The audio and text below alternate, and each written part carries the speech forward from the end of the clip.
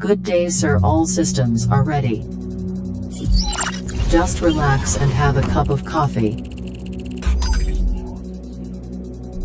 Commencing system starts now.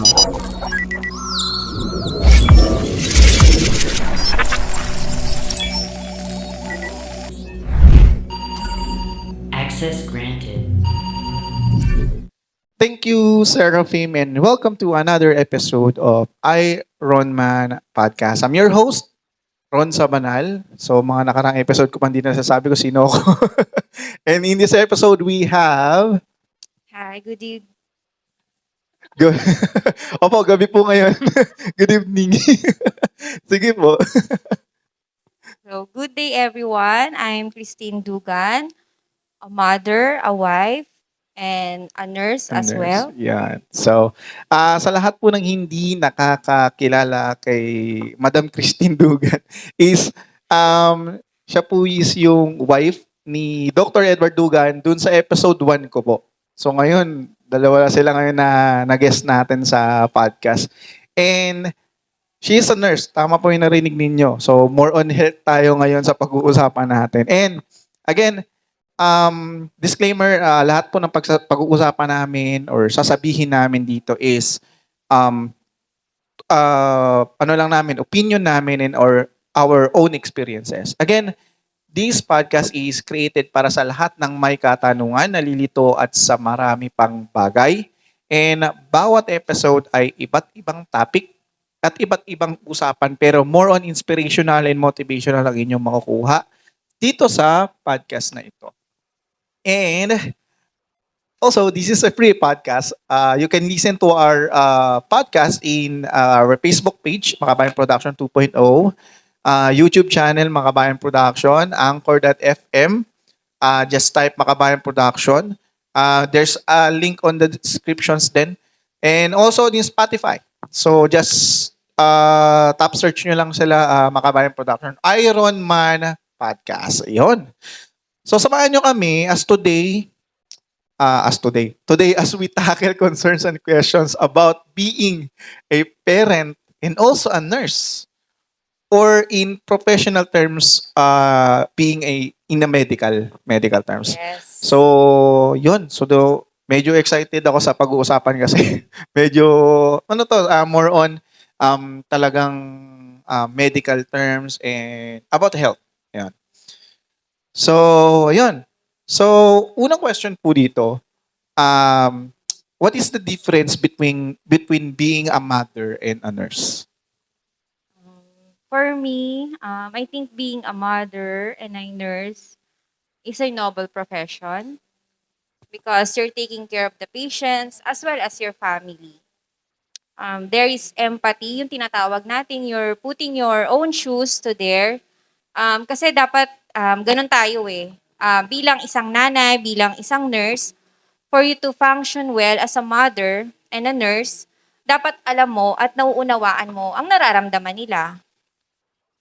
You're being aware and sensitive sa mga bawat issues. That's what being a mother and a nurse. But I think maybe the differences is of course yung pagiging nanay kasi is 24/7 job. Yan. I think makaka-agree ang lahat dyan. Agree ang lahat Yan, yan. Kasi ano yan 24/7 yan eh. more than a convenience store. Yes. Ganun po eh. Kung yung iba nagsasara, pero ang pagiging nanay, Hindi. wala. Pag yung Walang parent talaga katapusan hindi. yan. Tama. Ayan. Sabi ko nga, yung pagiging nanay is 24/7 job. And yet, walang bayad. Wala siyang bayad. Yes. Pero there is fulfilling there is fulfillment talaga when it Yes. comes to being a parent. Well, different kasi I'm a father so your Oo. mother. Pero much different siya sa mother kasi alam naman natin na when it comes to the mga nanay talaga, Yes. ang pagiging mother is beyond anything else. Yes, tama ka dyan. And maybe nakita mo rin bilang tatay sa mga anak mo, di ba? Oo. Nakita mo rin talaga yung hirap ng pagiging nanay. Mm-mm. So, I think yung magiging differences niya, yan, yung nurse, may bayad, syempre. And I also notice when it comes to resources, very limited lang pag isa kang nurse. Di ba? Very limited lang yung pwede mong maibigay sa mga pasyente mo, but Mm. not in being a mother. Kasi pag nanay ka, dapat gawin mo lahat eh. Dapat kaya mong gawin at kaya Okay. mong ibigay even the most impossible thing. So, ayun yung pagiging, I think na differences ng pagiging nanay at pagiging nurse. I see. So, it's about profession talaga when it comes to being a nurse, no? Yun, applicable ba rin ba yung pagiging nurse sa mga, kung hindi nyo matatanong, 2 daughters, yung sa kanila ni I have Pastor 2 Edward, kids. Both Ah, are both are daughters. daughters. Sa akin naman, 3 lalaki. So, parang, Very ang, opposite. ang different kasi sa lalaki kasi, they are on their own league. Parang, may sarili silang mundo. Yes, tama. Oh, yung sa lalaki kasi may sarili talaga silang mundo. So parang more on brusko talaga sila. Oo. When it comes to the daughter, kasi wala talaga akong daughter, may pamangkin akong Oo. babae. Pero when it comes to daughter, ano po ba, applicable pa rin ba yung pagiging nurse sa mga anak? Yes, definitely, of course, applicable yan. Kasi even wala kang license as registered nurse, yan, kagaya ng sabi ko kanina, I'm sure mag-agree ang lahat ng nanay. Kasi nga, Yes. yon yung sinabi ko rin kanina, 24/7 yung pagiging nanay. So, pwedeng-pwede nating gawin yan bilang isang nanay. Mhm. Kasi kung sa ibang tao nga kahit hindi mo kaano-ano, nabibigyan natin nung tinatawag na TLC or yung tender And love loving and care. Yeah. Diba? So, how much more pa pag sa sariling anak mo at pamilya mo na? Yes, I agree to that. Shoutout pala sa mother ko. Alam ko nakikinig siya ngayon. Well, pagiging mother to a daughter and nurse to your daughters, there is like let's say advantages, nurse ka unlike other professions. Somehow, oo. Kasi nga, pagiging nurse, nagdi-deal ka sa iba't ibang tao, sa iba't ibang attitude. Most especially pag nakakapag-encounter ako ng mga bata, laging ang iniisip ko, what if anak ko to? Diba? Kasi So, hindi mo siya may pwedeng may Yeah. self-application mga ganun. oo. Kasi kung iisipin ko lang siya as pasyente ko, 'di ba? Kasi maraming pasyente na nakakaubos ng pasensya. Andiyan yung pwede ka nilang sigaw-sigawan, 'di Mm. ba? Tapos every time talaga nakakita ako ng bata, nandun yung nahabag ka, yung kahit ayaw mo silang saktan pero saktan in a way na, yan, i-injectionan mo Totally sa sila, injections, yun, sa yan. mga ganun. Pero kasi kailangan eh. Oo. Doon mo may papakita yung pagmamahal mo sa profession mo, yung pagmamahal mo sa mga pasyente mo, na kailangan mong gawin yun. Kailangan nilang masaktan para gumaling sila. Applicable din po ba to kay Pastor Edward? kay tatay? Applicable din mo yung pagiging nurse kay tatay dito? Hindi ko alam. Nararamdaman ba niya? Well, being a wife and a nurse naman, no? Ano na yung, yung pwede nating sabihin na advantage nun?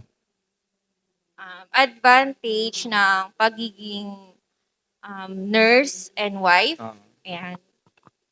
So, yung advantage mo pa rin kasi, although, ang sabi ko kanina, pag nanay ka kasi, dapat kaya mong gawin lahat. But not all na nanay is knowledgeable. Mm. Diba? Meron kasi na kahit marami na silang anak, hindi pa rin nila kayang mag-alaga or may mga bagay pa rin sila na hindi kayang gawin.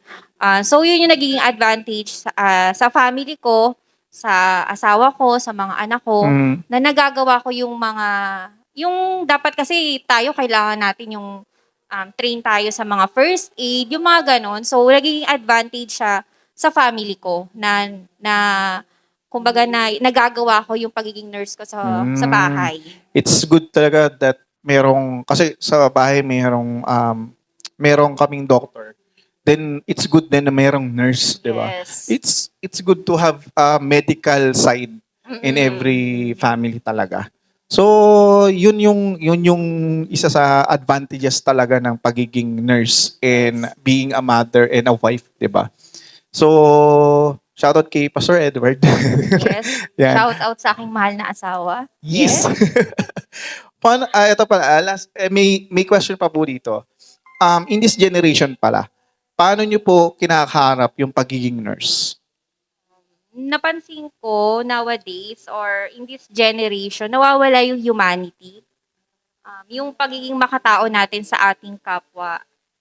So, kaya advantage din yung isa kang nanay, isa kang nurse, at higit sa lahat, yung Kristiyano ka. Kasi merong compassion na tinatawag. Mm-mm. Ayan, so, especially kasi syempre, ngayon nasa pandemic pa rin naman tayo Yes, sir. Pero when we are in the peak of this pandemic, talagang nagtalo yung pagiging nurse ko and at the same time, pagiging nanay ko. Kasi Okay. andyan yung nagkaroon ako ng thinking at yung takot na itutuloy ko pa ba. Kasi after ko sa work, uuwi ako. So possible at talagang pwede na ako yung magiging carrier. 'Di ba? So iniisip ko, meron akong 2 anak. Tapos that time, maliit pa si Hope. So during, inisip ko, during ano po ito, no? During yung kasagsagan talaga ni noong COVID. No? 2020. So inisip ko, itutuloy ko ba siya? So paano naman ang kakainin namin kung mag-i-stay lang ako sa bahay. But God made me stronger na pwede ka pa rin. Pwede ka pa rin mag-nurse and at the same time maging nanay At the na same- ginagawa mo, tinutuloy mo pa rin yung calling mo. Okay, yun. So, disclaimer sa lahat. Inuulitin ko lang lahat ng sasabihin namin is all about, it's our own opinion and Yes. experiences. So, wala po kami pinatataman or what. Lahat po ito is for experiences, lahat ng opinions namin, lahat ng napagdaanan. And talking of COVID po, I'm very curious nung time na yun kasi actually, nakita ko yung tita ko, talagang nakakatakot talaga siya. During that time, after you go dun sa place kung saan, nagba-vaccine kayo, di ba? Kayo yung nagba-vaccines. Nung wala pa tayong vaccine. Wala pang vaccine. Pero naka-duty nung pa wala ako. pang vaccine, nung nag-duty pa kayo, Mm. ano yung best way na ginagawa niyo, yung kumbaga yung practices na ginagawa niyo yung time na yun para at least hindi kayo maging carrier man lang at maiuwi Yes. yung So, COVID. nung time na yon, since wala pa tayong idea sa vaccine, hindi pa natin alam kung ano pa yung magiging gamot ba dapat or anything na pwedeng maging protection natin. So, ang ginawa namin that time is, syempre, yung tinatawag nating safety protocol, talagang Okay. social distancing, even kami magkakasama sa clinic, talagang hindi kami sabay-sabay kumain, hindi kami basta-basta nagtatanggal ng mask, hindi kami basta-basta umiinom ng may mga nakapaligid sa amin. Kaya, then, pagdating pa lang, nasa clinic ka pa lang, bago ka mag-off duty, we make sure na nadi-disinfect namin yung Okay. suot namin. Kaya pagdating ng bahay, tanggal lahat, then diretso. Kahit na ayaw mo, kailangan mong maligo. Kailangan mo maglinis agad ng katawan. disinfection talaga ang Yes. susi nung mga time na yun. The same sa akin kasi I've been in a BPO nung mga time na yun. Pero, pag galing ka talaga sa labas, kailangan talaga eh. Oo, kailangan. Kahit ayaw mo, kahit pagod yung katawan mo, or talagang puno ka ng pawis, kailangan mo Kailangan talaga talaga eh, maligo. Kasi it's either mahawa or gagawin mo talaga lahat Oo. para at least hindi siya kumalat. Kasi pwedeng hindi ikaw ang magkasakit, pero yung dadatnan mo naman sa bahay. Mm, Kaya din, pati yun, yung vitamins, mm, yung mga kasama ko na kahit ayaw nila ng vitamins, talagang nagdo-double dose ka ng vitamin C, mm. ng zinc. So, yun yung mga one of the best protection nung time na yun, nung nasa peak tayo ng pandemic. Okay. So, I'm curious. May gusto pala ako itanong. I'm curious po kasi as nurse, alam ko po na like anything na sa nag-uumpisa, for example, kahit anong sakit, like diabetes or what. Ano po ba yung ito lang question lang kasi it runs in the family. Yung diabetes, particular tayo doon. Ano po ba yung doon? Yung para malalaman kung meron ka or what? Okay. So, para malaman natin na meron tayong diabetes, bukod sa kailangan talaga natin is magpa-check, may Mm. mga signs and symptoms tayong mararamdaman sa katawan natin. Okay. So, kailangan nating i-take note natin yung mga bagay na nararamdaman na yon. Kasi, pwedeng ibang sakit pala siya. Kasi minsan Minsan, ganun di ba? Yung mga sakit, halos magkakapareho lang sila ng mga signs and signs and symptoms. symptoms. Pero, ayun nga, when it comes to diabetes, ayan, syempre, andyan yung lagi kang uhaw. Mhm. Ayan, meron tinatawag na 3Ps dyan, yung lagi kang uhaw, at kahit kakakain mo lang, parang lagi ka pa rin gutom. Tapos sa gabi, yung lagi kang ihi ng ihi, yung kahit kaka-CR mo lang, Magsi-CR ka uli. Mga ganun lalo na sa gabi ano. yung tipong patulog ka na, nakakailang ganun na. Then, sa mga babae, may mga nararamdaman ka na pangangati sa private area mo. I see. Mga ganun. So, yun yung mga symptoms Oo, na. one of the few symptoms. Few symptoms. Okay.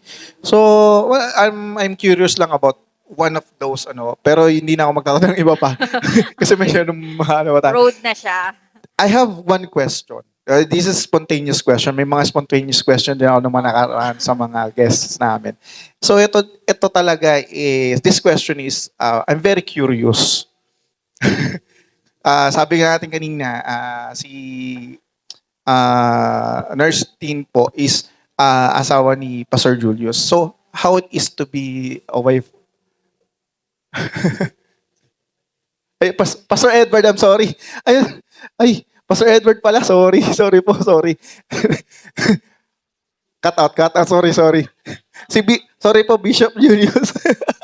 Pasensya na po. Pareho kasi kaming maganda. Sorry. Ano ba yan? Pati ako napatanong ako sa sarili ko, ano yung sinasabi ko. Yun. So, di Pastor Edward pala. Yun, Pastor Yes. Edward. So, sabi ko nga po sa inyo, disclaimer, lahat po na sinasabi nito. Ano ba yan? Sorry tayo. So, yun po. Ano po ba? Yun. Sige, tatanungin ko na rin. I think nakikinig rin po sila. Ano po ba yung experience or paano po ba yung ano po ba yung experience ng pagiging wife ng isang pastor? Being a pastor wife, Apo. hindi talaga siya madali. Mm. Andyan yung, ako in my, based on my own experience, andyan you question yourself na tama ba? Mahirap kasi, hindi siya yung basta lang nakapangasawa ka ng engineer, ng doctor. Kasi it's about spiritual So, I see. dapat bilang pastor wife, andyan yung, kumbaga reflection ka ng asawa mo Okay. So, dapat kung ano yung nakikita sa asawa mo, dapat makita sa'yo. So, so- kahit anong profession talaga ng wife is kailangan Yes. maging reflection ka pa rin Dapat, talaga. ano pa rin talaga Parang, kumbaga, mas nangingibabaw pa rin dapat Mm. yung bilang isang pastor wife. So,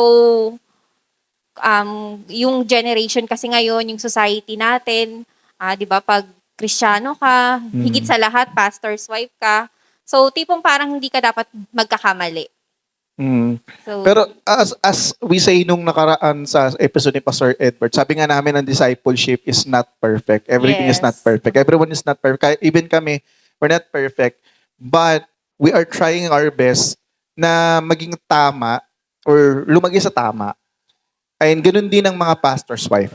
So yun yung isa sa mga pwedeng sabihin natin na advantage ng isang pastor's wife is nakikita nila yung ano bang tawag dito? Parang nakikita yung kung ano yung ginagawa ng kung ano yung itinuturo husband. din. Ano yung tinuturo. Siyempre, yun nga, hindi pwedeng turo ka lang ng turo pero hindi nakikita sa Tama. Kaya talagang yung discipleship talaga is putting human back into order. So, kumbaga, hindi lang porket asawa ka ng pastor, dapat mismo nakikita rin sa'yo yung pagiging isang role model, nakikita rin sa'yo kung paano ka dinesign talaga ng Panginoon. Amen. So, ulitin ko lang po Bishop Julius, Pastor Radana, Shoutout po sa inyo. Pasensya na po Shoutout. kayo, medyo lutang yan. Curious po kasi siya. Curious ako. Curious po kasi talaga ako. Paano po kasi maging, ano po ba kasi talaga hindi naman sa pinagdadaan, ano ba talaga na-experience na isang pastor's wife? So, baka mamaya sa mga susunod, ganun tinitanong ko sa Ayun inyo. na. Pero sabi Ah. ko nga, mahirap but at the same time, it's a privilege Mm-mm. na maging isang pastor's wife. Kasi it's beyond that it's unexplainable Yes. talaga. Well, yun na yun. Yun na yung episode natin today. And is there any final message to our listeners?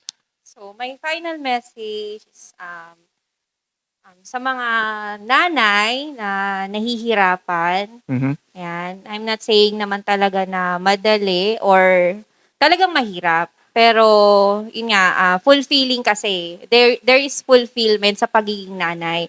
At kung ikaw naman din ay isang nurse at may anak na din, so congratulations kasi naia-apply natin yung pagiging nanay natin sa trabaho natin bilang isang nurse at yung pagiging nurse naman natin ay na-apply rin natin sa pagiging nanay natin. So, win-win siya situation. Win-win situation. So, tuloy lang, hindi mahirap ang buhay, yes, pero kaya natin Ganun dapat ang isang nanay at ang isang nurse. Kaya natin kahit ano man yung pagdaanan natin. Babangon tayo, yan, magpapatuloy at higit sa lahat yung kasama natin yung Panginoon. Yes. So, yun, just as Nurse Tin, Mami Tin said, it's about yourself na paano ka tatayo bilang mother, as a parent, and at the same time, you have your own profession, hindi na lang nurse, iba't ibang profession, na kung ano ang gagawin mo bilang Christian ka, at the same time, bilang pastor's wife, at the same time, nurse, mother, everything, paano mo ngayon kakaharapin yun? Diba? Paano mo ngayon kakaharapin yun? Minsan kasi hindi natin may nangyayari na hindi natin inaasahan. Pero minsan, kailangan natin gawin is bigyan siya ng importansya. Bigyan natin importansya kung ano yung pinaka-importante sa lahat, which is, lagi ko sinasabi kada episode is, si Lord yan. Okay, so yun yung final message. And inuulit ko po ulit, Bishop Julius and Pastor Dana, sorry po. Tawarin niyo po kami. Patawarin niyo po kami. So yun, iliwanawin natin na si Nurse Tin is wife ni Pastor Edward, si Pastor Julius, si Bishop Julius and Pastor Dana po. Yun sila po yung aming bishop and aming leaders sa main campus na Holy Spirit Yes. Campus. Yun po. So, thank you very much, everyone. And I hope you enjoyed this episode and you learn so much. Thank you very much po sa Thank you pag-guest so sa much, akin Ren. sa episode na to. And at dami nangyari. Isang episode lang dami nangyari. Pero it's good to hear from you po na you talagang nag-guest po kayo sa akin. Thank you very much. And thank you, Seraphim. System shutdown. Goodbye, everyone. Thank you. Bye-bye. Thank you, sir. All systems shut down.